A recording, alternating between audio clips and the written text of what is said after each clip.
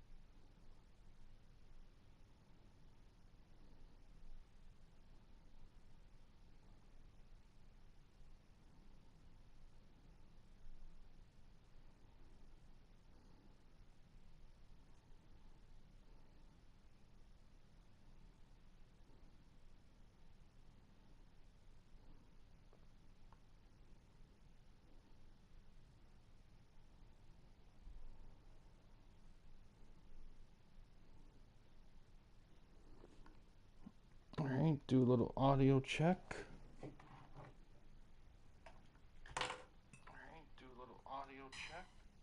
Alright.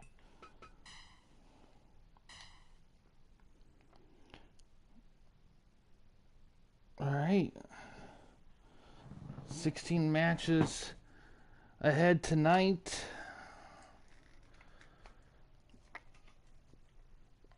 Let's see, what should we open things with? Let's get Sting some. Who has?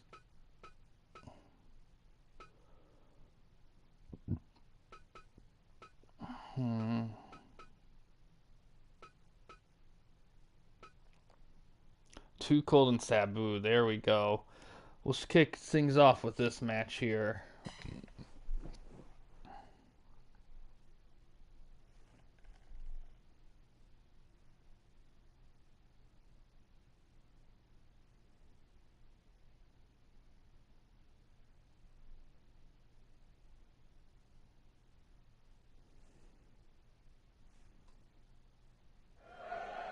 Fight!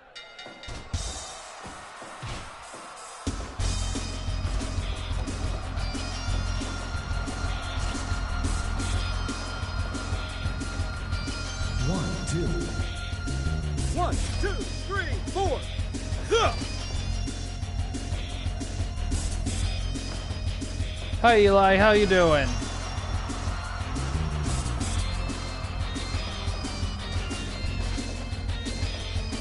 Huh! 1.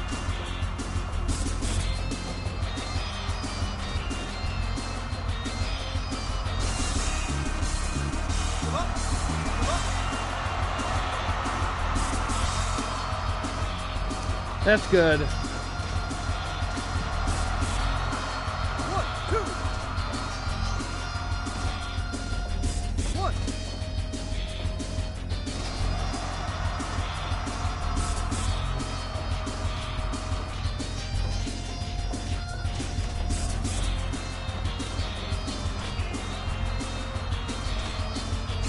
Give up. Give up. Give up. 5 minutes gone.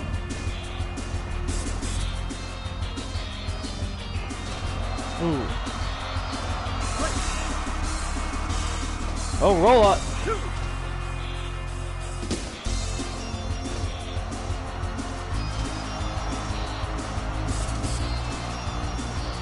1, 2.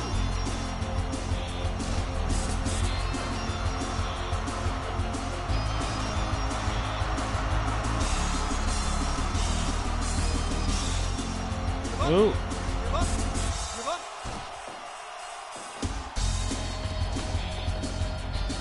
Oh, hits him with some.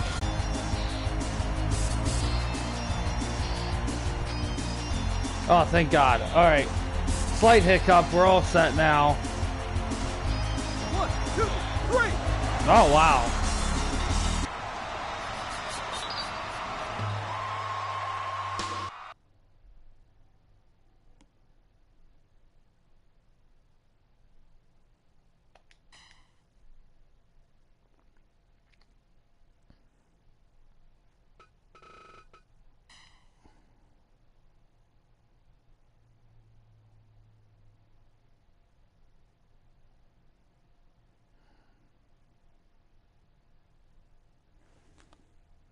another slight load. I'll have to keep my eye on stuff.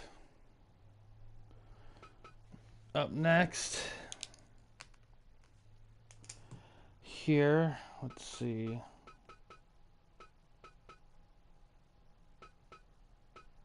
Let's give Perry Saturn some love.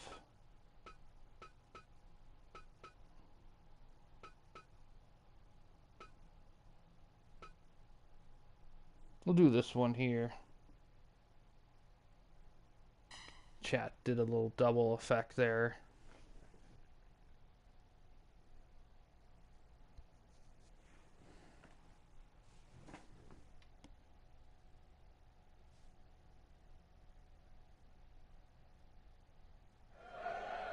Fight!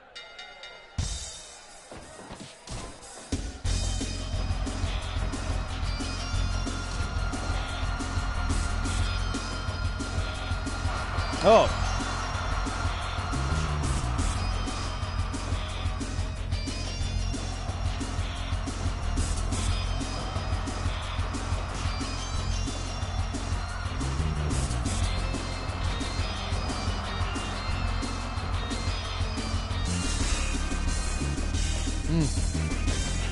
Might have to be a little picky.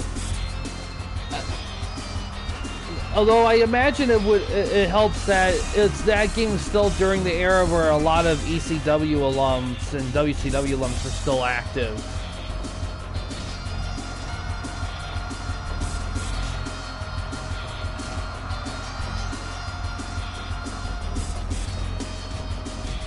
Oh, ref is gonna be down here.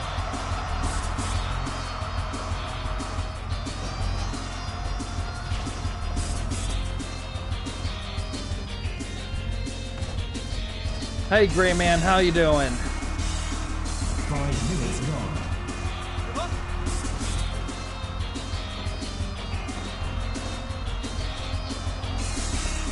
gone. Ooh.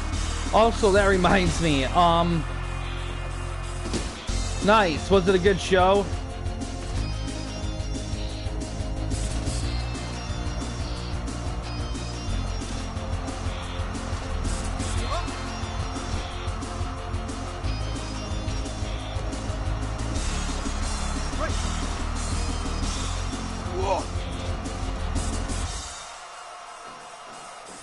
I get ya. Ooh, we got interference.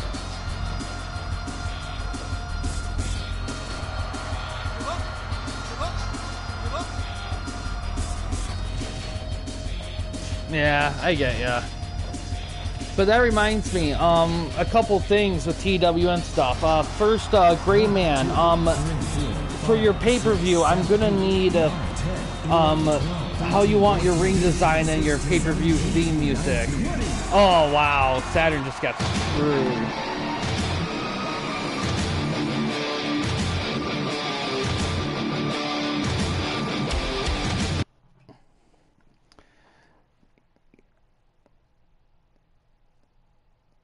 Yeah, I get ya. Hardcore in W can be a little weird. It's kind of weird having hardcore matches without it being a little bloody. Like the thing with WWE that I've noticed when watching a lot of the pay-per-views and stuff is, and this is done for safety reasons, which I fault none of them about, but there is a certain rhythm in how things are done that can get kind of predictable a little bit, but I don't get upset about it because I know why they have it like that, and it's for good reason. Yeah, Sandman would be interesting.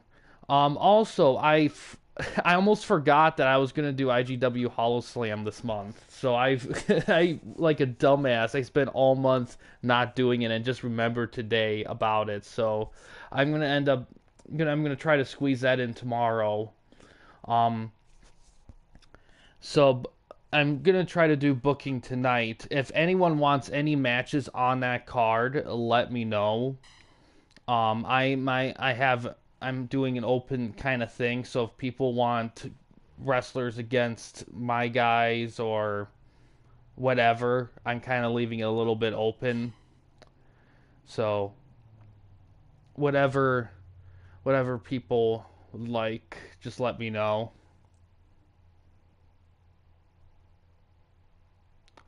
Okay.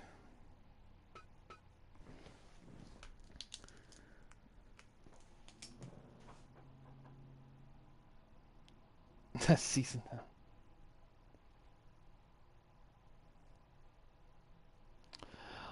Ooh, I wish Sting and Brett ended up in the bracket here, but hey Saber, but yeah, the TWN stuff.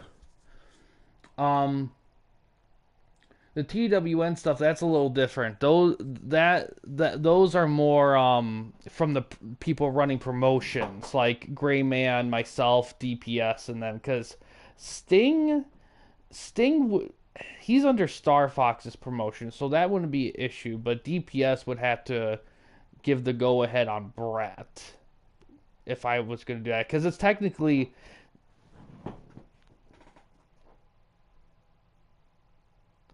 it's under the IGW banner, but it's open to both HWH and IGW. It's open to both. Ricochet, I don't have Ricochet actually hasn't been converted yet, surprisingly. That'll be a fun one to do though. I'll have to I have to do him sometime once I get through other guys. RVD is a DPS one. Okay. Yeah, because I know for sure I need to get my belt back from Goldberg. So I know I know I'm gonna have to put a guy against him. I might have to do a title shot match on the card. Um. Okay, Saber, I get ya. Basically, what we're talking about TWN stuff. It's pretty much what it is me and guys do kind of a promotion battle thing. Like everyone has like a promotion or two, and they book shows and stuff and compete with match evaluations and for belts and stuff. Um, and that's kind of what we were talking about. The stuff we're doing here, Legends League. This is more kind of a more chillax kind of like just to see the best of the best kind of thing. Um, but yeah, I but yeah, it's a little weird to explain because it's not exactly something that you see a lot of because there is such a thing as an e-fed in the wrestling video game community, but there's not a lot of stuff like this where it's like a bunch of competitive e-feds, if that makes any sense. It's been a minute.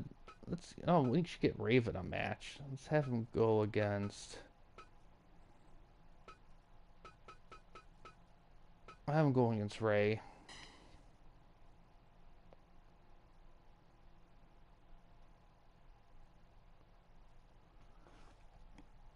Interesting.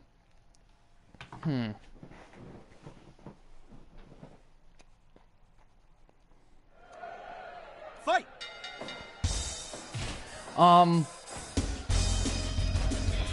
Yeah, I mean, I gotta relook at what I put for rules for that. I have to look it up. I'll definitely jot it down.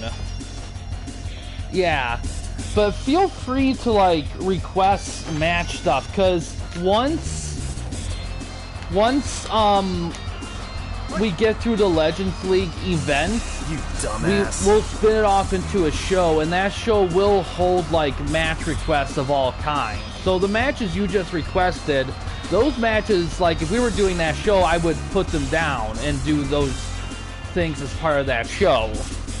That's kind of the random match request stuff. That's gonna be more for Legends League. It's just we're just getting stuff set up right now.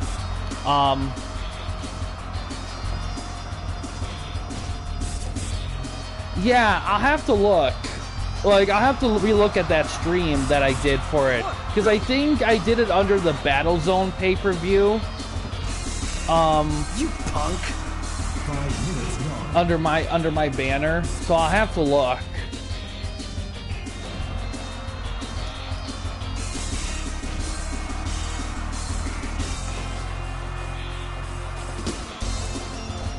I'm gonna have to jot that tag.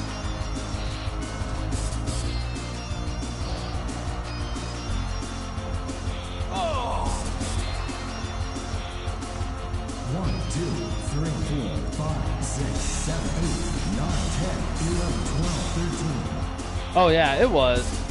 It was Eli, totally. Like I said in a prior stream, I will go down saying that I think the new gen era is better than the PG era. Like if I had to pick to watch between those two, I'd probably pick new gen era because it has its cringe moments too, but at least at that time period, I feel like it wasn't as I could forgive it a little bit more. Oh, we got a 619.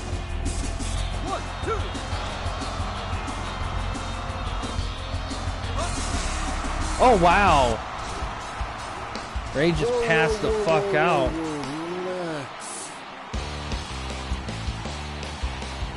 But the PG era was it just wasn't a fun era.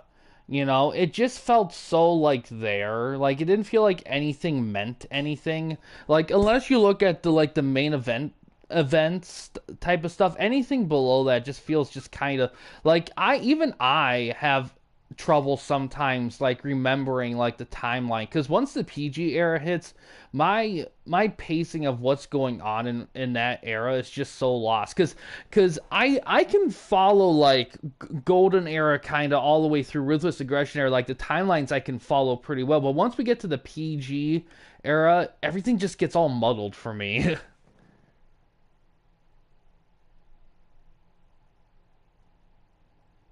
Yeah, so I mean every era has good stuff in it. Like the PG era does have good stuff in it. Like I'll say that, but I think comparative to the two, I think with the new gen era, I feel like there's just a little bit more. Yeah, you didn't miss a lot in all honesty. I mean, there's good stuff in that era, but man, that's just when things start to get really, really bloated, though. Because the thing with the new gen era, at the very least with the new gen era, there wasn't the TV wasn't the material wasn't blasted. Because I think Raw was still 1 hour long, you know, and they didn't do monthly pay-per-views either. So you could watch that stuff without being too like drilled in the head. And I love that Raw set in that era. The first Raw set with the rainbow WWF logo and all that, that was a really cool set.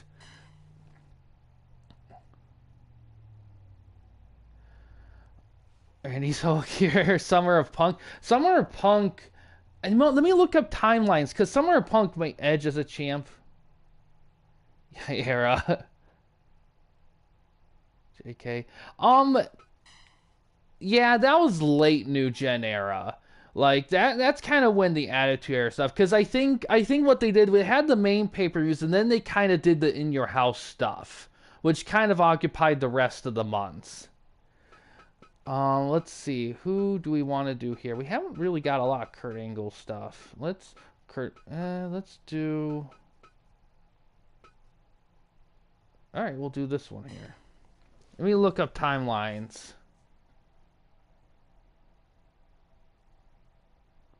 Yeah, which is funny because WCW at around the same time they were doing unique pay-per-view names like Typical. So I think the reason why WWE did it like that is to save money. Because they were super poor and they wanted to do monthly pay-per-views, but they didn't have the budget to come up with different sets for them. So they just made half their yearly pay-per-views just in your house events. One. Let's see.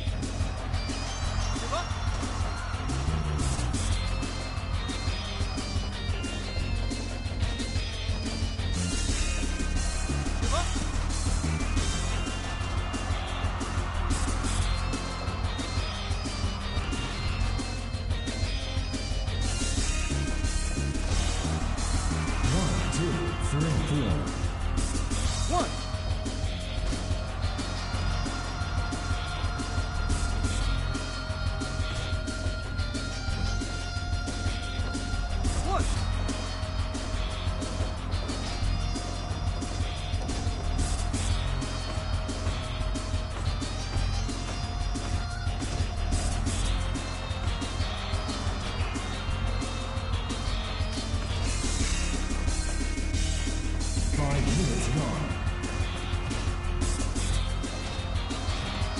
Give up. Give up.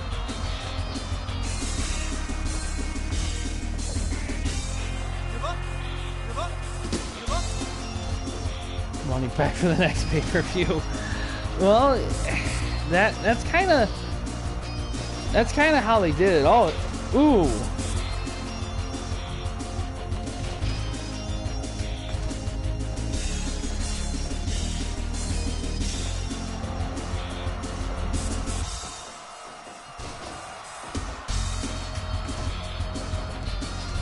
One, two, three.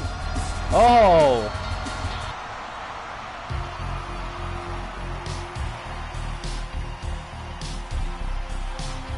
Ah, finally found it.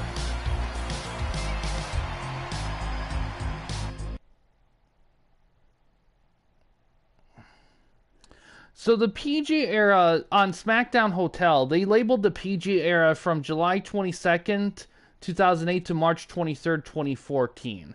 So a little less than 6 years. So the Summer of Punk would have been under that.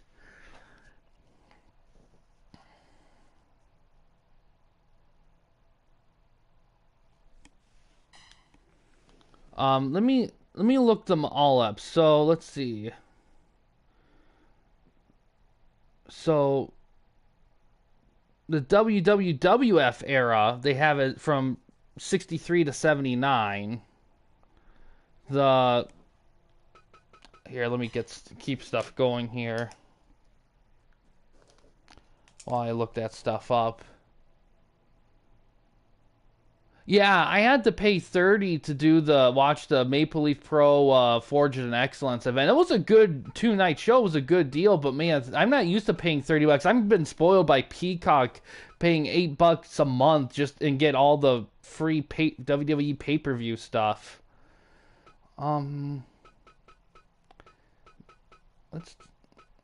Just Incredible hasn't really had a lot of matches. Let's put them against RVD. Yeah. So the WWF era was 1979 to 1982.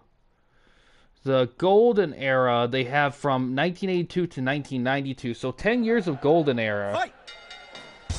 Okay. Yeah, exactly. I get you there. The New Generation era ran from 1993 to November 8th, 1997. Yes, Hulkamania. Actually, they're actually going to go to Max, HBO Max. That's where they're going to have their stuff at now soon. That's from what I heard at least. So the New Gen era, it really lasted like 4 years, but it felt long. In all honesty, I will say that.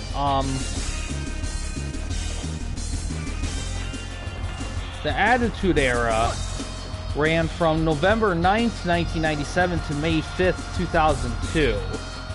So a little over 4 years. And then the Ruthless Aggression Era. Nah, yeah. Technically, and it's correct. They make it after Survivor Series when the Attitude Era started. Because they also because that's when they changed their logo to the Scratch logo too. I get the 316 promo. I feel like you could almost argue that the Attitude Era kind of feels like it starts after WrestleMania 13 when they do the double turn. Bret Hart and Austin, because the rest of the year it does feel like a lot of Attitude Era building blocks.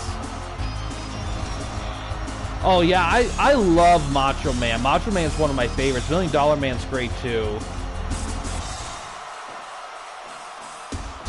Yeah, right after it, like even during the event or just before it, they do the Attitude Era commercials and stuff. Some of them featured Bret actually. And then right after that event, like the Raw after that, they go Scratch logo. But during that whole year of 1997, they still used the new gen logo. So that whole year of 97 is they classify as new gen era. And I get that, and that's fine, but I don't know. I kind of feel like WrestleMania 13 onward that year, it kind of feels like Attitude Era to me a little bit. 10 minutes gone. But yeah, Brett screwed Brett, wow. But yeah, the Ruthless Aggression roster, the Ruthless Aggression era, that started on May 6, 2002 and ended on July 21st, 2008. So that lasted a good 6 years, roughly. So it lasted a hot minute.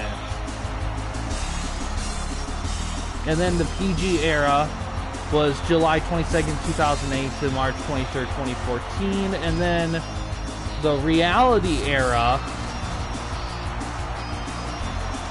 after the screw job. Well, like I said, like they had some of those commercials with Brett leading the change for Attitude, so I think they still, I don't know why they would do that if Brett wasn't going to be a part of that Attitude era. 1, 2, 3, 4, 5, 6. But yeah, the Reality era, that started March 24th, 2014 and ended April 30th, 2016. It's a very short era. It's like less than 3 years. Oh, we almost got a... And then we got the new era. 30 more seconds. 1, 2,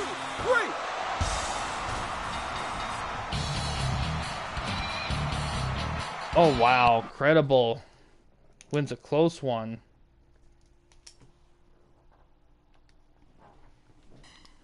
And new era, that they consider the starting date of the new era on May 1st, 2016. And it's still going on to present day. They haven't changed anything. When did Attitude end on that counter? Attitude ended on, let me look up, the Attitude era ended on May 5th, 2002. And they had the Ruthless Aggression era begin on May 6th, 2002. So the next day.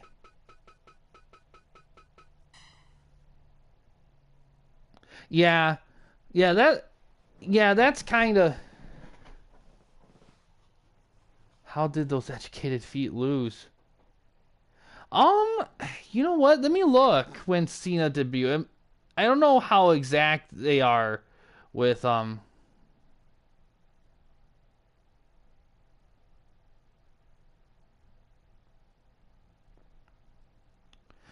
He debuted on June 27th, 2002. So, let me go back.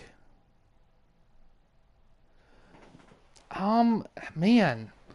Let's see. Getting Attitude 2.0. If I have to guess, maybe when they debut Raw on Netflix.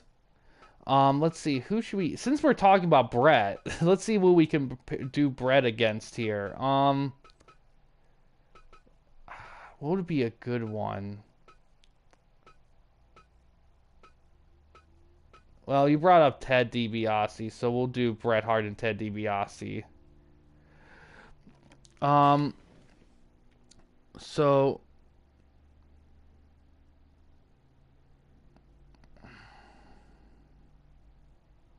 the Extreme Era.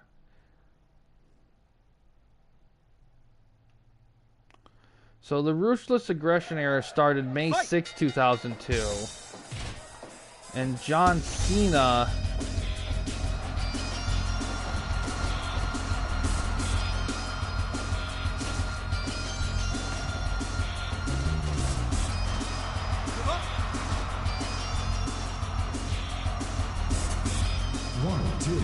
debuted on June 27th.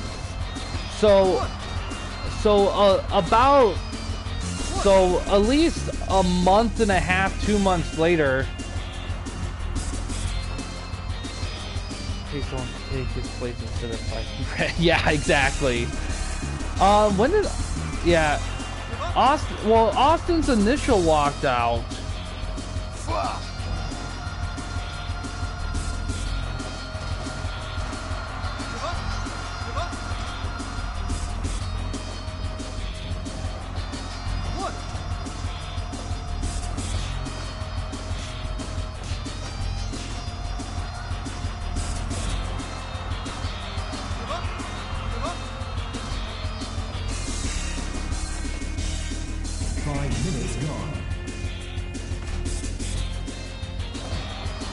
Yeah, you know, it's a corporate change because what happened was they were sued by the World Wildlife Fund because they were using the same initials, and they actually lost. So they had to change it to like a different name. That's why they changed it to WWE and changed the era. 1, 2. And it kind of feels that way because, in all honesty, they kept the scratch logo, and they also, you know, Ruthless Aggression era. There's a lot of similarities. It still has the roughness of the Attitude Era, but there's a lot more technical wrestling in the Ruthless Aggression Era. In all honesty, the Ruthless Aggression Era is kind of the best of the Attitude Era and the best of the New Gen Era, kind of rolled into one. The only problem with the Ruthless Aggression Era is that you also got a lot of nobody wrestlers in there, and that's kind of when things start to feel a little bloated, kind of a little bit. Wrestling Foundation. Yeah, no, they're too invested in that. I mean, they could, and I don't think anyone would care, but I think they're too far into WWE. Oh yeah, totally. There's a lot of great moments in the Ruthless Aggression era. Yeah, for a little bit. But those guys kind of faded a little bit once it kind of got going, except for, because then you had Guerrero passed away in 04, but Booker T hung around for a little bit. Benoit, of course, went in 07. But yeah, you had some leftover guys, but it was really just a lot of new talent too. 1, 2, 3. Oh, DiBiase caught him with the power slam. A bear.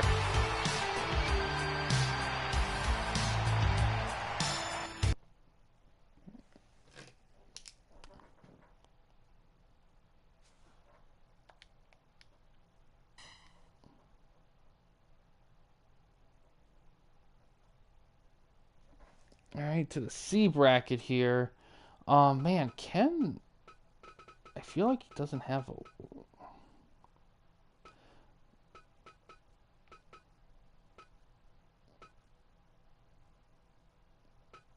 I still gotta update. Let's get Omega a match. Let's have him go against, why not Gangrel?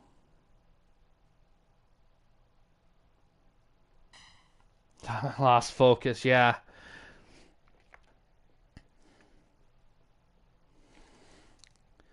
Yeah, it's not quite WCW money, but...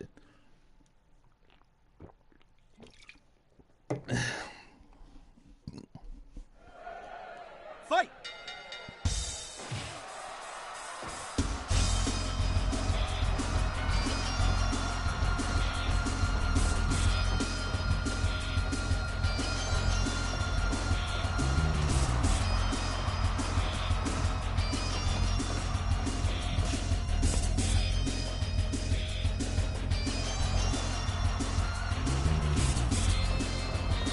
But yeah. But I will say this, I think WWE right now, I think this is the best they've been since the Ruthless Aggression era.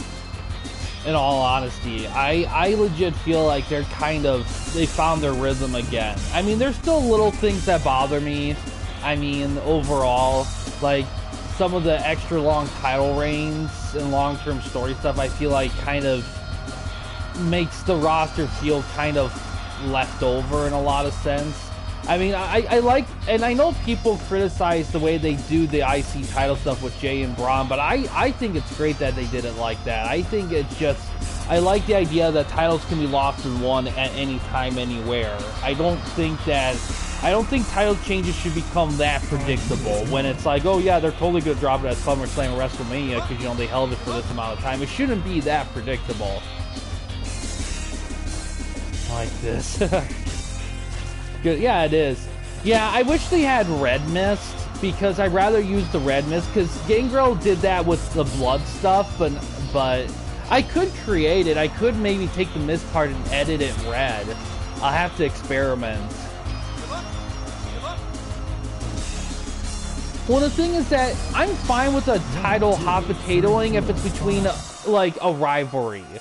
Like, Edge and Cena, like hot potato titles all the time, but but it wasn't a big deal because it was a rivalry. Of course it was gonna be hot potato because there's two guys neck and neck fighting over something. Braun J, yeah, exactly.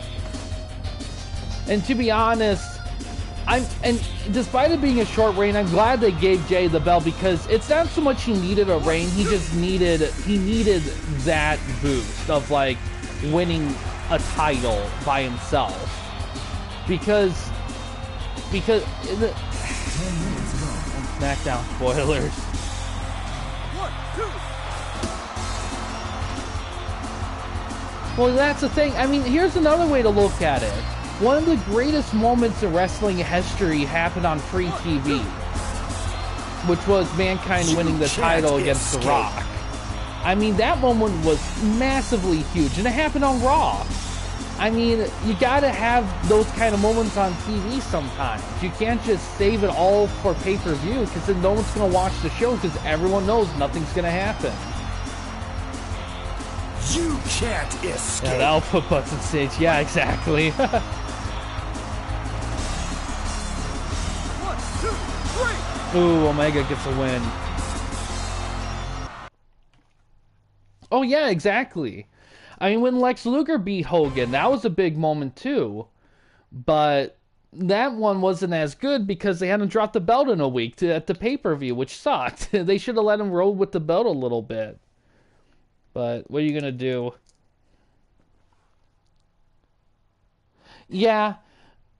Yeah, it was a little bit of a test, but like I said, I just think with the amount of guys that I feel like that feel quote-unquote ready for a title reign, I feel like they can't keep everyone tied up with long storylines, because it really, really makes it seem like, because you look at that whole roster on Raw and SmackDown and whatever, and you look at it and you're just like, man, some of these guys I haven't seen in ages. There's a reason why, because they're not in long-term stories. Like, if you're a wrestler not in a long-term story, you're pretty much going to gather dust. Outside of maybe being in a dark match or maybe fighting for the tag titles. Finger Took of Doom. Yeah, they had a few.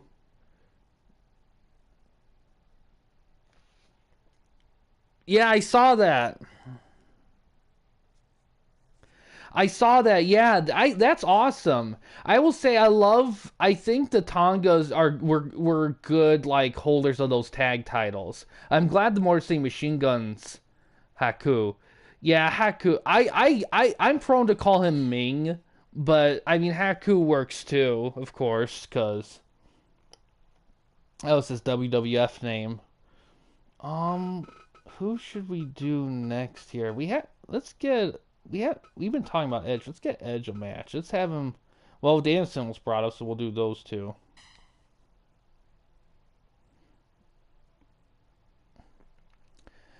But yeah, now they got to do something with that with the World Tag Titles because Jay McDonough and Balor. I mean, on paper seems like a decent tag team, but they haven't done anything with those tag titles. So they gotta start. They gotta put them on a team that's gonna do stuff with them.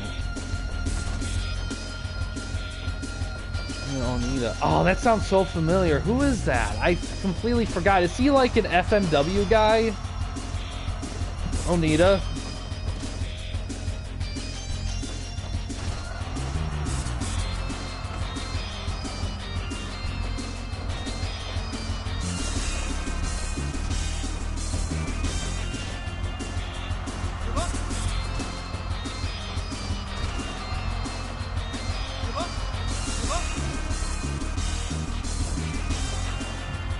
Yeah. Yes! Yes! Yes! Yes! Yeah. FMW was really big for their hardcore stuff.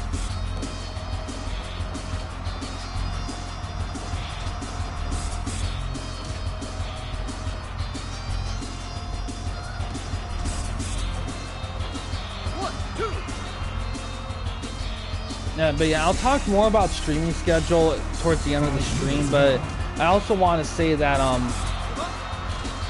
let's see, like Hollow Slam 3. I plan on doing that tomorrow. Booking and stuff will commence after the stream and whatnot. What else? And then Monday. Oh no, not Monday. Tuesday. I don't know if there'll be a stream Tuesday or not. Originally, I was going to try sneak in a Madden stream, but I'm probably, if I'm going to do another stream, it's probably going to be another Legends League thing. So we'll see how things go. Odds are there's a good chance that tomorrow's stream will be it for a little less than a week. So I'll have to update when I get more knowledge on that.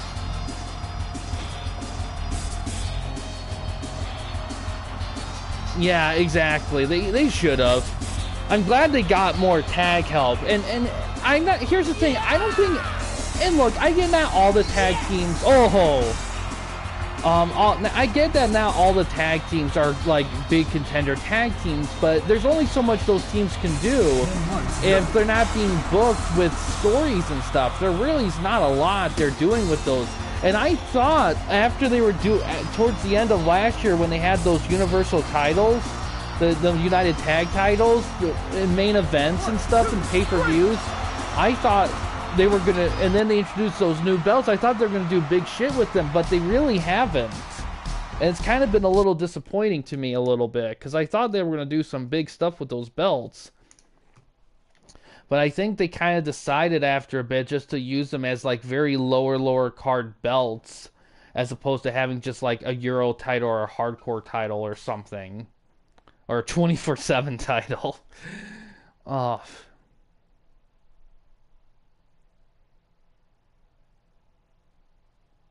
Yeah, SmackDown's doing good with it.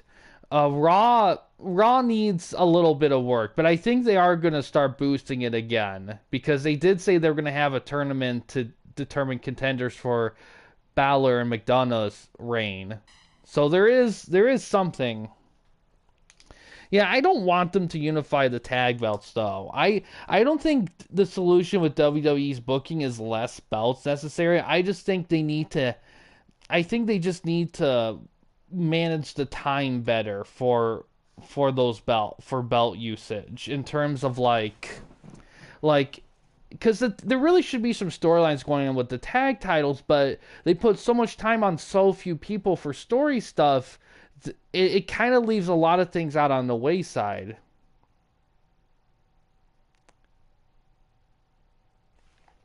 It's tough, because personally, it's a little weird that out of all the belts that could be traveling belts, it's the women's tag titles. It feels kind of random, but it's tough because the amount of women they have the roster is a weird amount, because they have enough to justify singles belts all the live long day, but not quite enough to put tag belts on all three shows.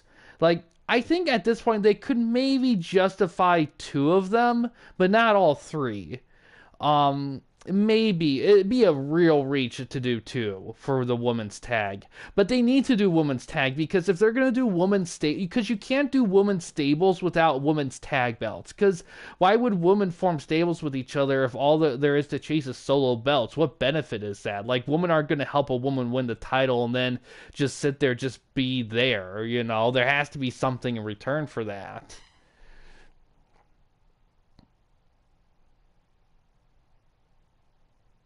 Well, yeah, because when they drafted, and Raw drafted all these people, they drafted a roster for a 3-hour show. So they got guys that they have to leave by the wayside. SmackDown is kind of in the same boat there a little bit. Show. Well, yeah, and that's kind of the problem. I think, and I will say this, I'm happy to see that WWE's not making the mistake that AEW did in bringing a bunch of people in because of the hype growing. I like that they said, no, it's big because we have these guys in this system, we're going to stick with it. And I think that's smart. However, even now, I feel like it's a little dicey. Yeah, exactly. Like, everyone has to take turns. Okay, you're going to be on every third show and stuff, and it's just like, man, you guys. And the thing is that 3 hours is a lot of time, you know. And with the rosters, it's not they're big rosters, but they're not like massive, you know. So it's not like there's a lot of. Let's get the Rock a match here. Rock and Scott, we'll do that. So it's not like I don't think there's a huge thing there. I just think that they're so dedicated to the storytelling parts of their stories that I feel like there's just a lot of guys that just aren't quite losing focus on.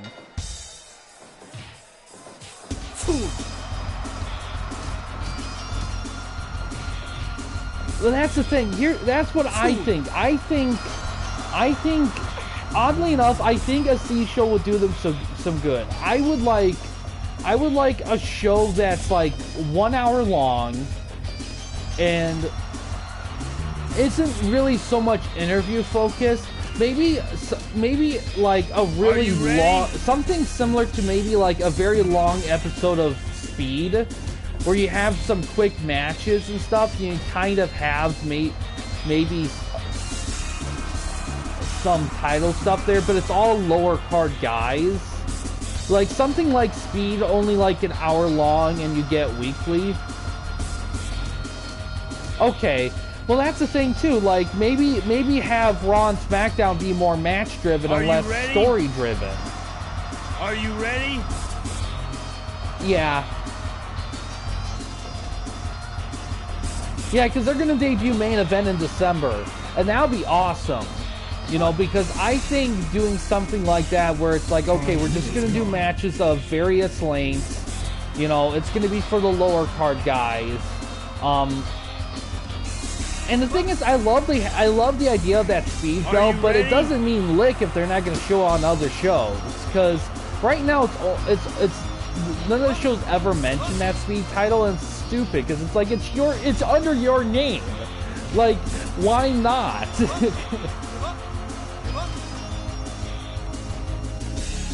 1, 2, 3, 4, 5, 6. Okay. Yeah, I'm not sure how they're gonna format it, but ooh, back suplex from the top post.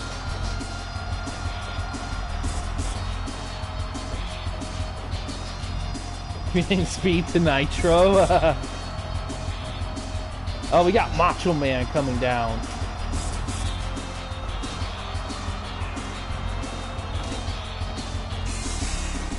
Hey, it's that match we didn't get. Oh man, Macho Man versus The Rock. Oh my god, that would have been fucking awesome. 10 minutes left. Oh man, the charisma would be off the fucking rails with those two.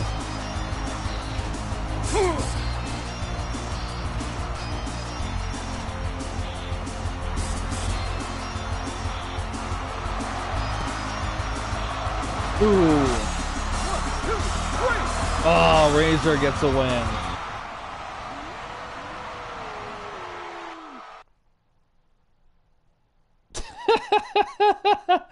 Yeah, exactly. You know, and it's weird. I brought this up a few times too, and this is something AEW should have done, because AEW really sucks at book. They're not very good at the women's booking stuff. They've gotten a little bit better because of Tony Storm stuff, but I always thought that they should beat WWE at this and have a women's only show where you had women's titles and a women's roster, and you just focus on the women's story stuff, something that's easy and clean to book in. And they never did. WWE could do that. Now, granted, I think people like. I know. Grayman mentioned he likes stuff being mixed in, and I get that, and I perfectly understand that. But if they did do a woman's only show, or maybe not exclusively women, but mostly women show, I think that'd be a great way to like have a place where the woman could compete with all the women's titles and stuff. Kind of makes things a little bit not as chaotic.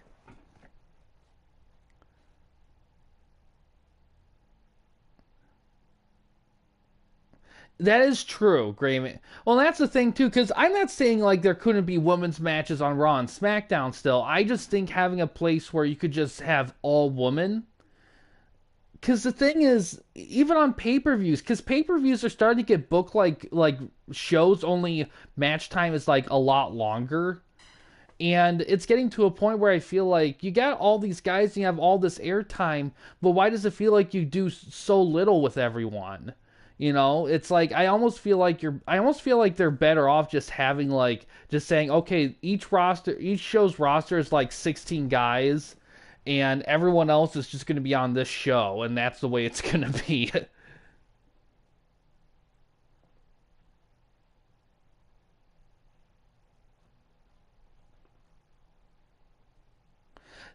They did one a Revolution or something like that years ago, a woman's only pay per view, and it did really well. Was it Revolution or Evolution? I forgot what they called it.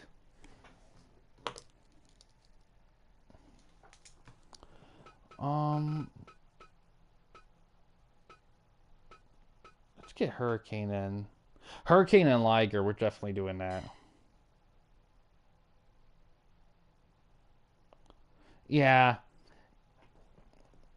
I. It's hard to say. I just think that. I just saw that. I'm just like, oh, perfect. That's perfect.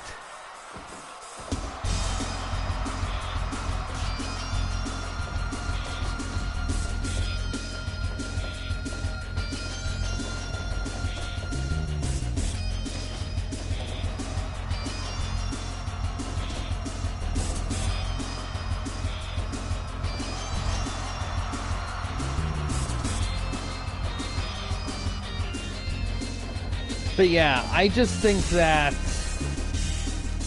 I don't know.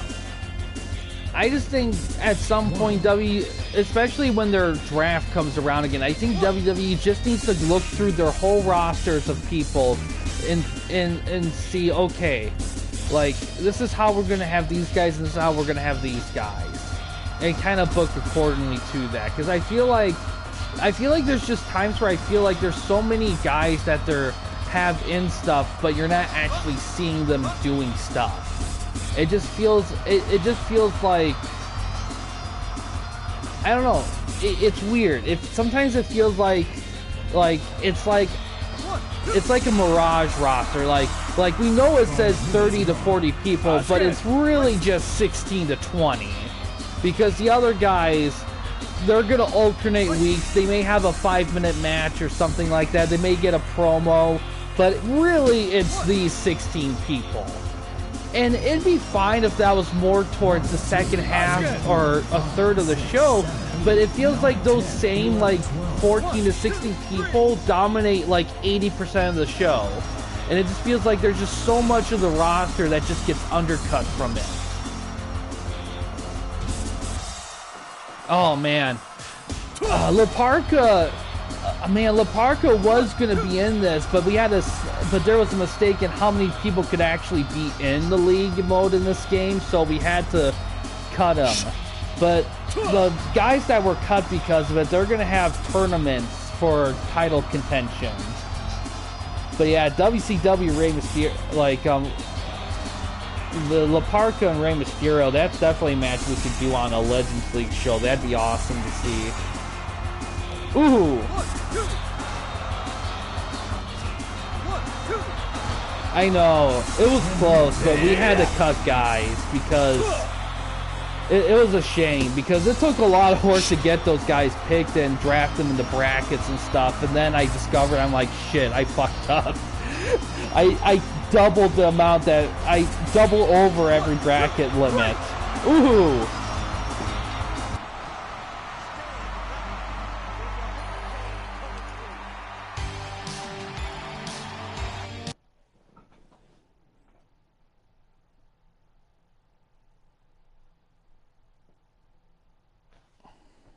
That was a solid match. I'd like to see what those two could do in a full-length match, though.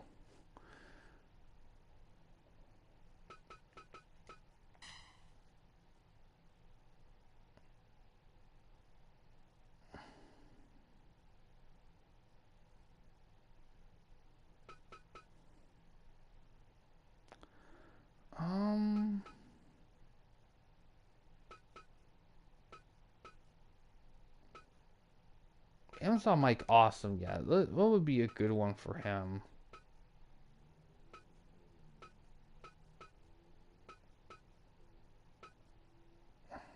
Awesome and Rollins, sure. Oh no, they already did them. Um, Awesome, Awesome and Shamrock. Interesting. We can do that.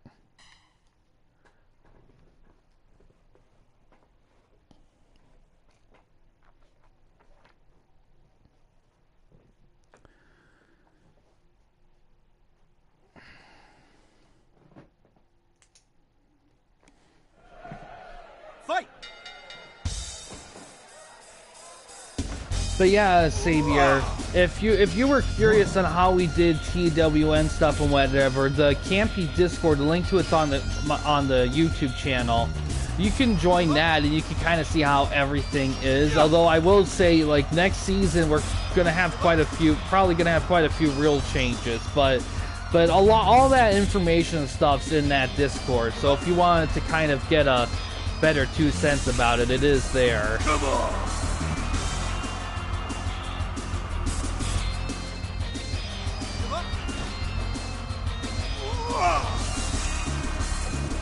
Come on!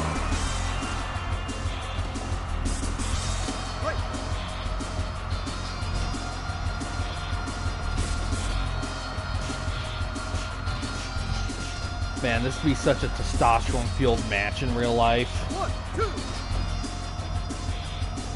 1, 2, 3, 4. 1. 1, 2, 3. Yeah, 1, 2. well, and you know what? And I heard this from a YouTube video. I think it was Wrestling with Regret. When he was talking about Shamrock, he said that the only problem with Shamrock had was that he came at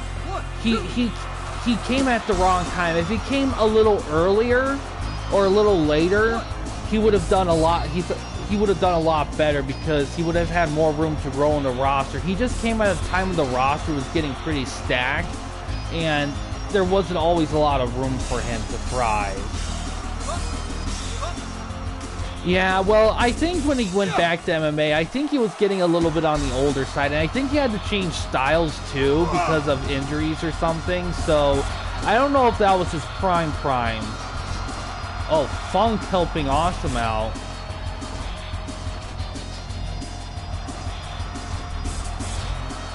Yeah.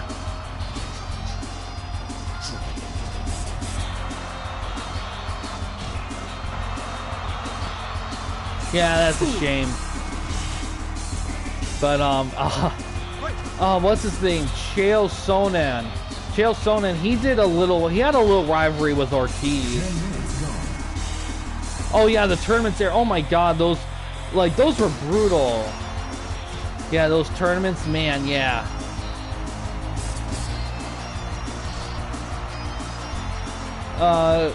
Sick Boy version.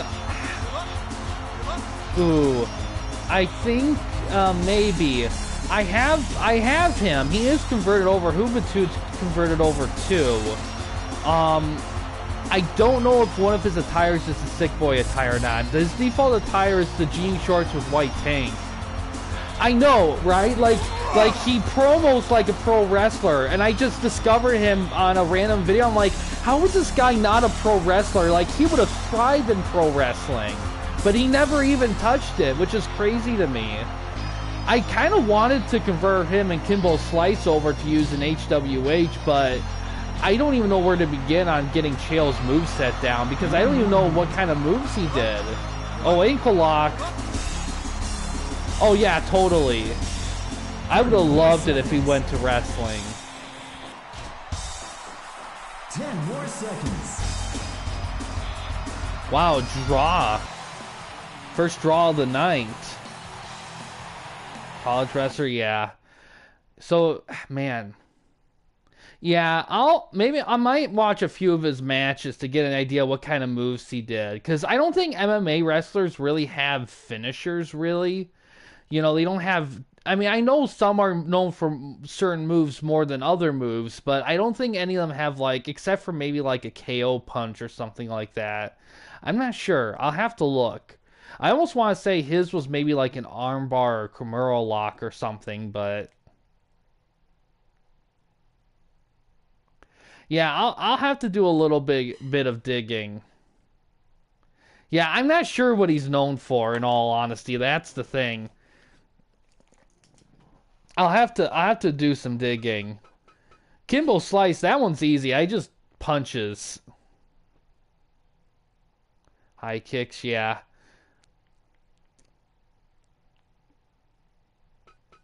Yeah, there's so many styles in MMA. I wouldn't mind watching more MMA. The only thing that holds me back from getting super into MMA is really the match length. Like the matches sometimes like you get so much build up for matches and they end in like 2 minutes and you're just like, well, okay then. The Russian hook, yeah. Oh, let's see. Man, what would be? Well, Sandman was brought. I don't think he's in this though. Let's have Austin. What can we do Austin against here?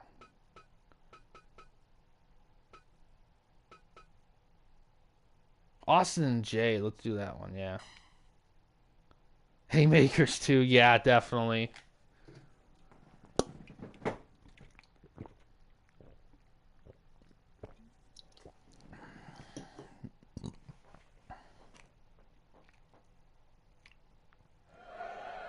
Fight! One.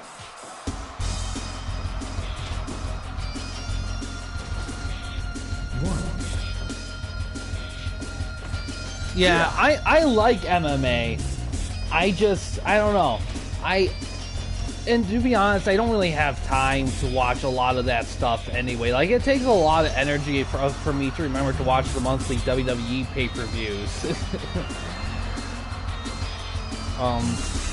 Really, a good chunk of my dedication to, like, wrestling stuff is really the game stuff more than anything.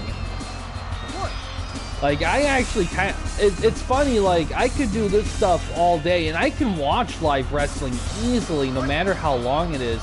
But there's something about watching wrestling on TV, I don't know, I get a little antsy sometimes.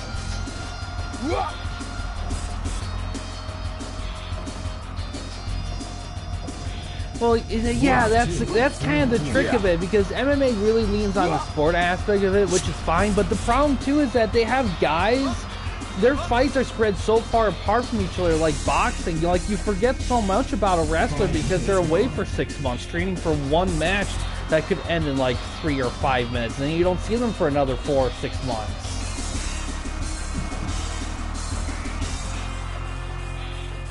One, two.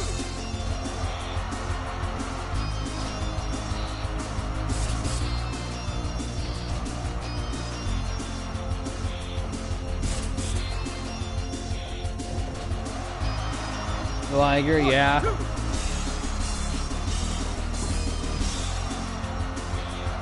Liger you could do in Here Comes the Pain. They got the... Oddly enough, Here Comes the Pain has a lot of movesets for, like, Japanese wrestlers. You could really do a lot of those guys in that game. Same thing with the Day of Reckoning game.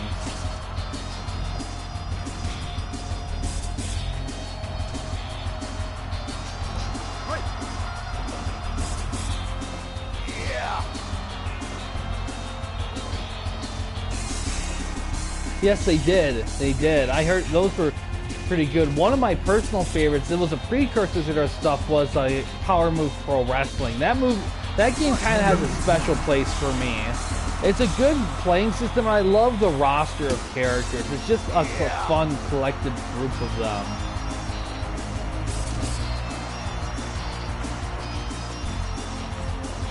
Yeah, for the most part, yeah. Yeah, I believe so. It's along those same lines. Oh, Jay with an upset there. Beats Stone Cold Steve Austin.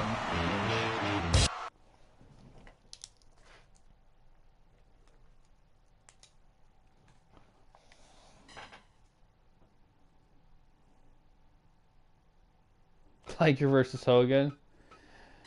No, that's not gonna work with Hogan, brother.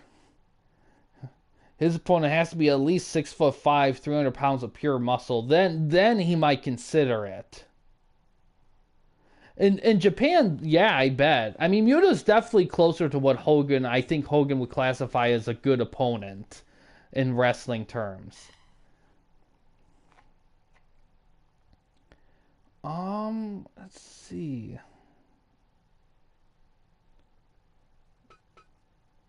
You know what? Let's give MJF. We can get something. You know, MJF and Will Ospreay was a recent thing, so we can do that. Well, actually, Sting was brought up earlier, so let's do.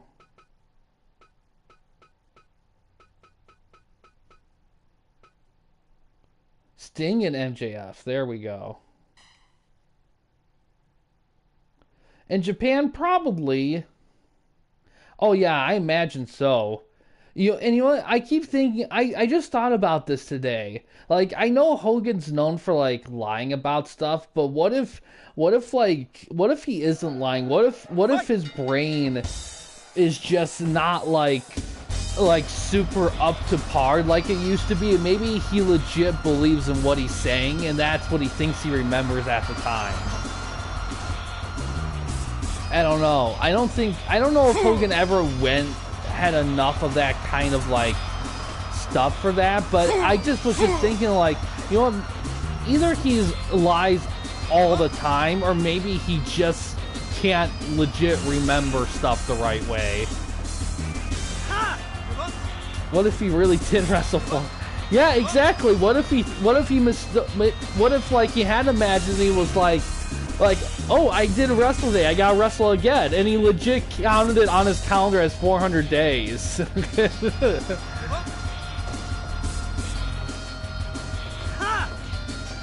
Yeah, you know what, Hogan's kind of a funny thing for me, because I know I talked about it on a prior stream, but I know it's kind of hard to consider him the best ever for me, but I almost have to kind of give him an honorable mention when I think about like my favorite wrestlers, because I do get a kick out of him, you know, in the proper ways and the improper ways, but at the same time, I mean, he did so much for wrestling that you kind of can't you can't really not talk about him. I think he's too important. It's kind of like when you're trying to talk about the history of WWE and not bring up Vince McMahon. Like, you have to. Like, he's too in it. You can't just talk about it and not mention Vince.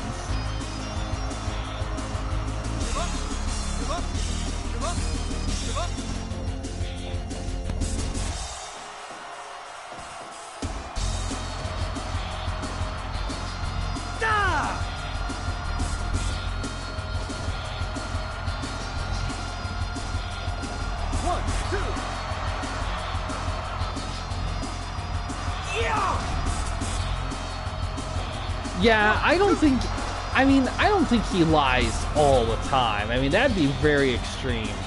I just think that I just think at some point when I'm hearing stuff and all that, it's just like there's something else there. Like, it can't be this much. There's a reason for this. Ooh, pressed out of the ring. 5, 6, 7.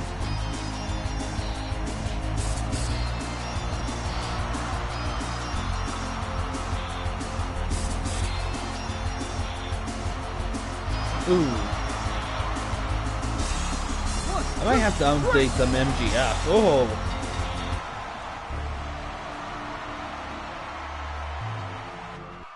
Because that MGF model is a little bit on the older side, and he's done a lot more since that model.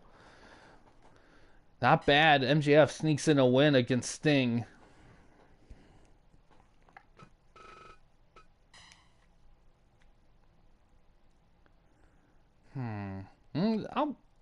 We can do a Sandman match here. Who should we have him go against?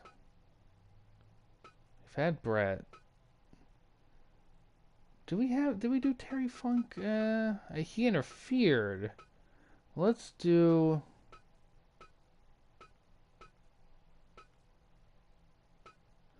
Let's do Sandman and Douglas. Couple ECW reps. He's already writing. Has the book written down. Yeah, and he's gonna...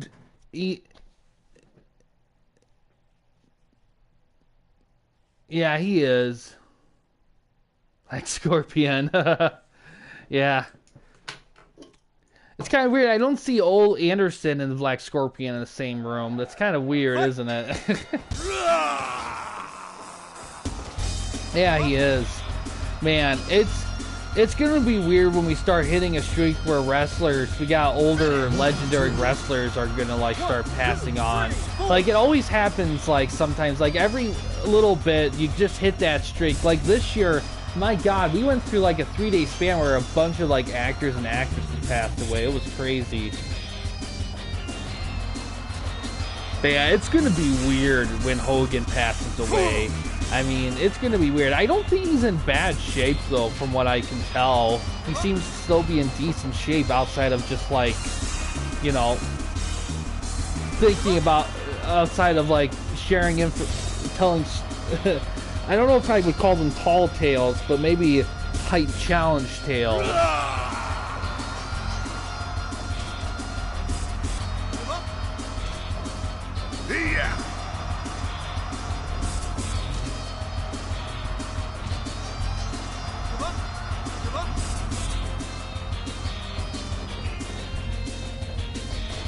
Come on. 5 minutes gone.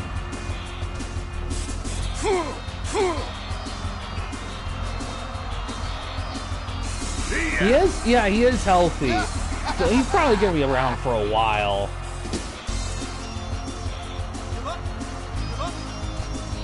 Yeah, oh, Flair. Flair's one of those guys, you just look at how he is, and you're just like, man, this guy's still alive? Good lord. But the way he drinks... Because Flair, man, he drinks so much, but you know what? He makes it work. I mean, with the way... I mean, some people will just have that X element in them where they can do shit like that and be perfectly fine.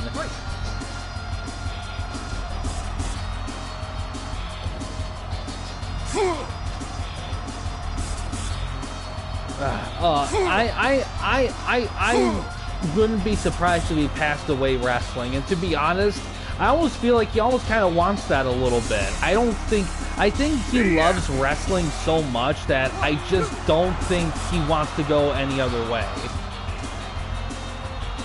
Because I know he said in interviews that he continued beyond the HBK retirement match because he needed the money, and I'm sure that's probably the case, but man, I think someone like that who just loves the business so much, I just think he just can't let it go.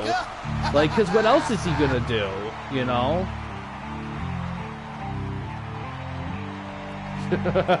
Oh man. Oh, one last woo. Well, and the thing too is, like, I get you want to see Ric Flair do his thing. I get that. I mean, you don't know when he's gonna go. You want to be able to say I saw Ric Flair wrestle, but at the same time, it's like, is it really Ric Flair at this point, or it's just at some point you gotta be like, okay, it's time. I'm not gonna see the Ric Flair I want to see at this point. Yeah, he's getting pretty up there. Oh, Harrison Ford. Oh, hell yeah. That's going to be rough. Oh. Man. That's going to be a tough one for sure.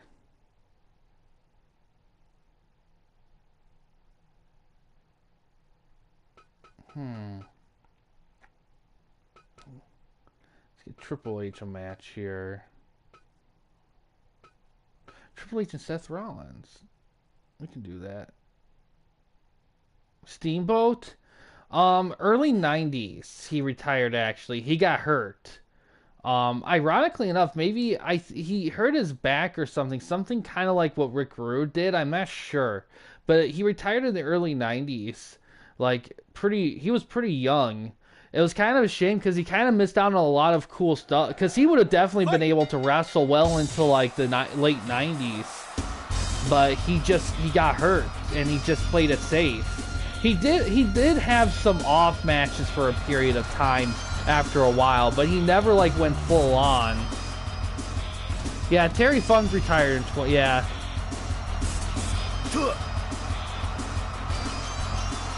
Wasn't sure.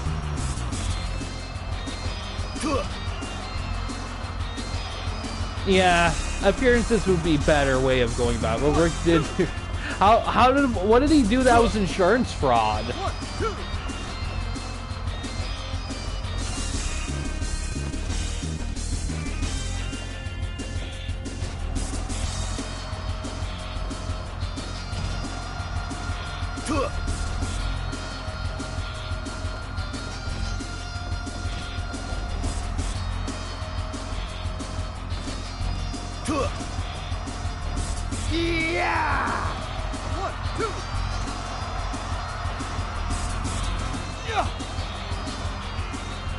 Yeah, he did, Eli.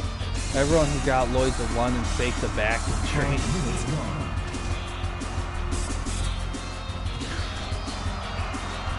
Did he fake his injuries? Did he do that?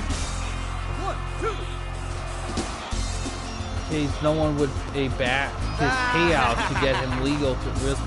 Oh, okay.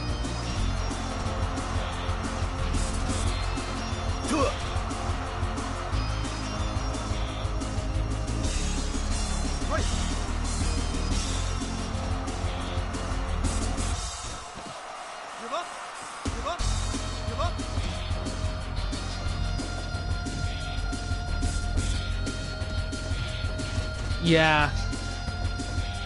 Oh yeah, because he wasn't gonna go to WWF after the screw job, so WCW is kind of his only shot there. And '98, I don't know. 1, 2,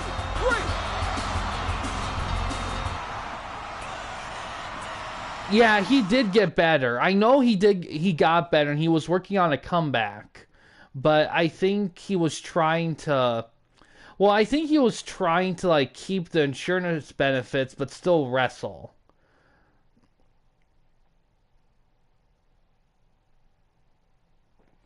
I wouldn't doubt that stuff with the age and stuff.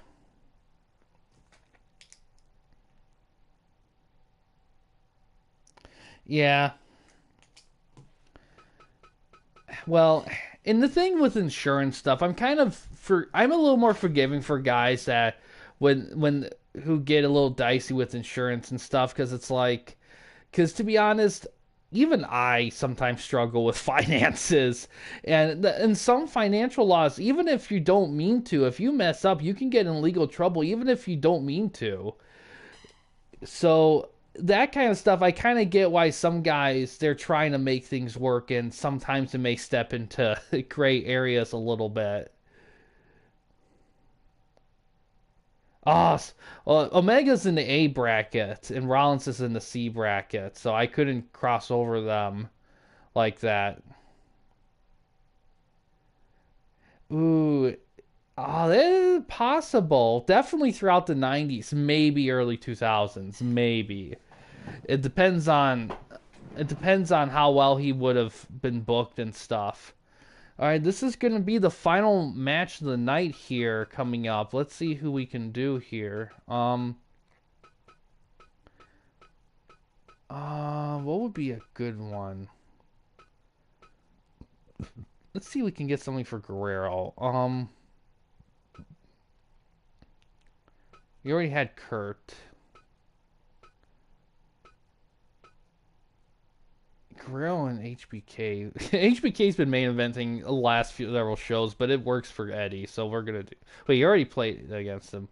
Ryan Danielson. Ooh, that'd be a good one. Yeah, let's. Ooh, Undertaker. That's a classic one. We'll do that one. Yeah, but he just could. That back injury he had in WCW really messed him over a lot.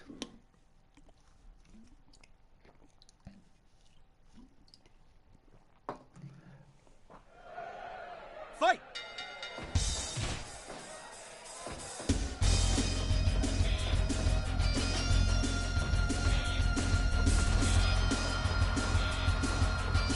Yeah. Yeah, it was kind of unfortunate.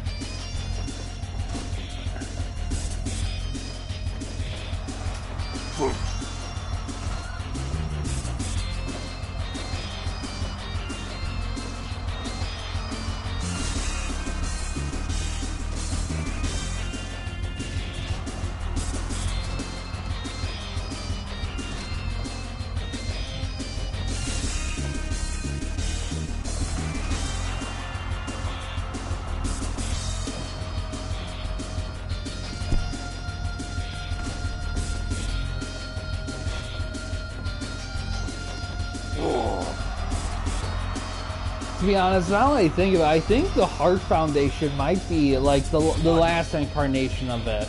I think they were probably the best like 1 year stable groups ever in wrestling. Like for such a short period of time, they were a great stable. You know, it's a shame that Pillman never really got back to his in-ring prime like he used to be. It's a shame that he was never able to even get really in-ring shape.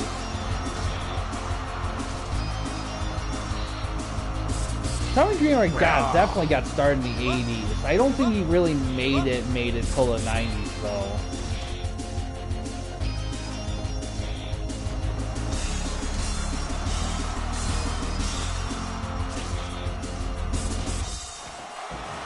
Ooh, a cutter.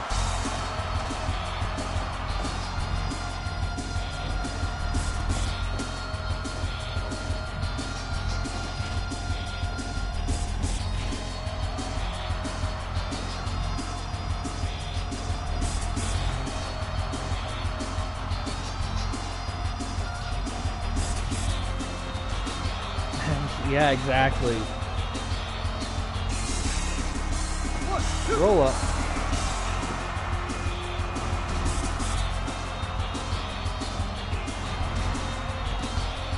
You know, to be honest, if Eddie lived, I wouldn't have been surprised if he went into acting, because I always thought Eddie Guerrero just had a good natural like charisma to him. I could have seen him doing movies and stuff.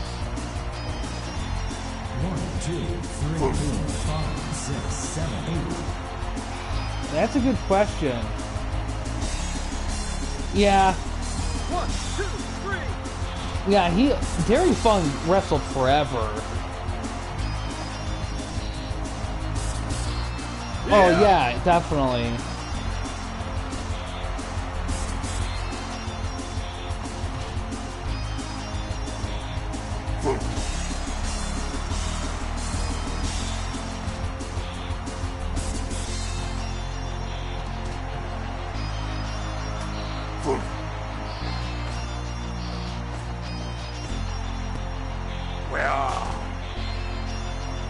Yeah, definitely. Brainbuster. Woohoo! Springboard dropkick. 30 more seconds. 10 more seconds. Oh, a draw to end the show. A freaking low blow counter from Eddie. What a Eddie way to end a match.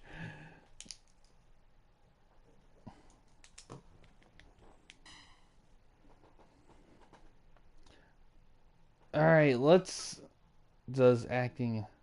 Yeah, that makes sense, because Chavo kind of had that charisma, too. Yeah, I remember, yeah, he taught him some stuff there for the movie. Yeah, I think he plays somebody, I don't remember who. Alright, rankings, let's see how... Yes, exactly. Yeah, definitely. Let's see. All right. So for the A bracket, after all that, tied for first place with 15 apiece is MJF and Vader. Second place is a four-way tie of 10 apiece between Jared Ospreay, Sabu, and Canyon. Third place is a three-way tie with 7 between Scott Hall, Lance Storm, and Justin Credible. In the B bracket, DiBiase leads with 15 points. Terry Funk is second with 14 points. Three-way tie for third with 10 apiece is Styles, Christian, and Douglas. In the C bracket, Mike Awesome leads with 16 points. Seth Rollins is second with 15 points, and it's a three-way tie for third between Jericho, Gangrel, and Punk. And then the D bracket, Undertaker leads with 12. Steve Austin is in second place with 11. And then we got a three-way tie for third for 10 apiece between Jerry Lynn, Jon Moxley, and Edge. Cake Week. I remember him. Would work a basic match with him. That's cool. That's pretty cool. All right. So streaming schedule. Tomorrow, IGW Hollow Slam 3. I'm gonna post a booking, at least the booking outline tonight. If anyone from any promotion wants to put in a collaborative match or a match of themselves or whatever with their roster or whatever, let me know. I plan on streaming it tomorrow. It's going to be a 10-match pay-per-view, so it's going to be a big one.